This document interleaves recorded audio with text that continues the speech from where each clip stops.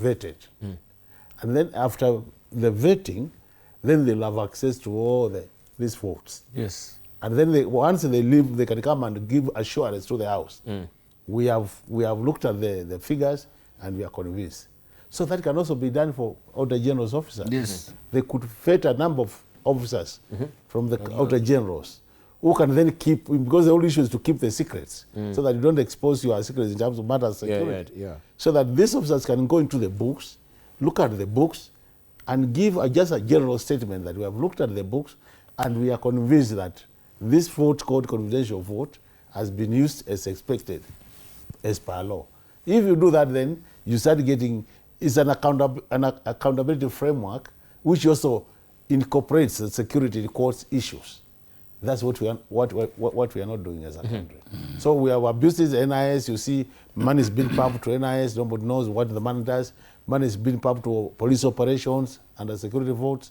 Nobody knows. So we need somebody to be telling Kenyans, because by vetting them, then you get some assurance that things are okay. But do you think maybe also Parliament should introduce a special parliamentary security fund oversight committee on this? No, I think the best way is where you get vetted. No. The best way is the best practice is a vetting. Vet officers, let them access all these even military equipment. Because you remember anytime we buy military equipment, you hear we should not even know what has been bought. No, I think people can go and say things have been done correctly. Below, if you may remember, I think there was a U.S. congressman who raised issue to do with the matters of security spending here, if you may recall. It is a bit hazy in my mind, but I think there was a question which was raised around this confidential accounts. I can't recall, but when we did the Public Audit Act, the current one in 2016, I think 2015, we made for those provisions. They are there. That's why the Auditor General's office is able to audit those confidential funds, and she's raising these queries because it allows her to get her team to be vetted, the ones who are going to do an audit. So they get vetted, then they go ahead and do the audit. That's why they issue these reports that we've examined this thing, and then but the Act also says when submitting the report to Parliament is redacted so that some details on confidentiality don't get what this is normal in all over. But they are getting audited and they're getting examined. But so the issue, as in all other audits, is what then the report is released, but then there's no action. There's no follow-up on and this happens across in all audit reports from state corporations to government ministries. So it's the same challenge. But otherwise, in terms of audit, clearly there's a provision that they have to be audited, and that's why she was able to get that, to look at those funds and say we don't know what has been spent on. But you see, the idea is they must be able to provide those details now to that vetted person, and that vetted person can examine and say yes, this has been properly utilized. No, this has not been properly. They gave some money to DBAL, they gave some to so and so. There's no evidence of documentation or whatever. So, but when reporting, they will report in a redacted manner, so that the details and the names and identities of those people who were paid for whatever may not be released. But the question of an audit, whether it's a military expenditure or any of the other security expenditures provided for in law, they get audited and they get voted for in Parliament. Okay.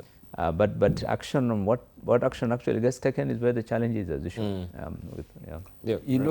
They say, and I agree with you, Billy. It's not for lack of laws that we are in. Sometimes we get ourselves into this situation.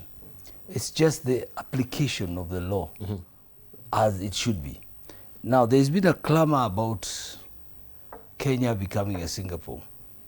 I've read the book by Lee Kuan Yew and the measures, the painful measures that he took at the beginning of the rise to a global leader of Singapore. Yes.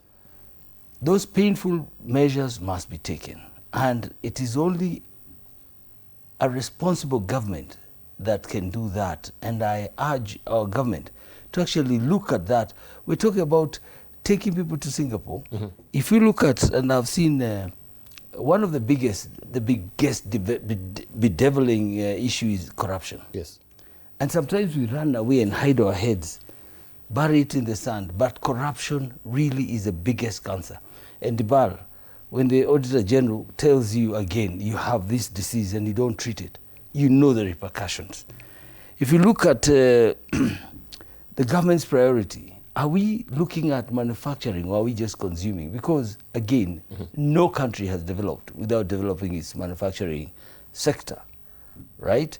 The housing program that's currently going on, much as people may raise issues, those are infrastructure developments that are being funded by ourselves, which is a good thing. In a way, it is a good thing because it may be painful, but the infrastructure will be there for a long, long time, and we cannot pretend that it's a bad thing.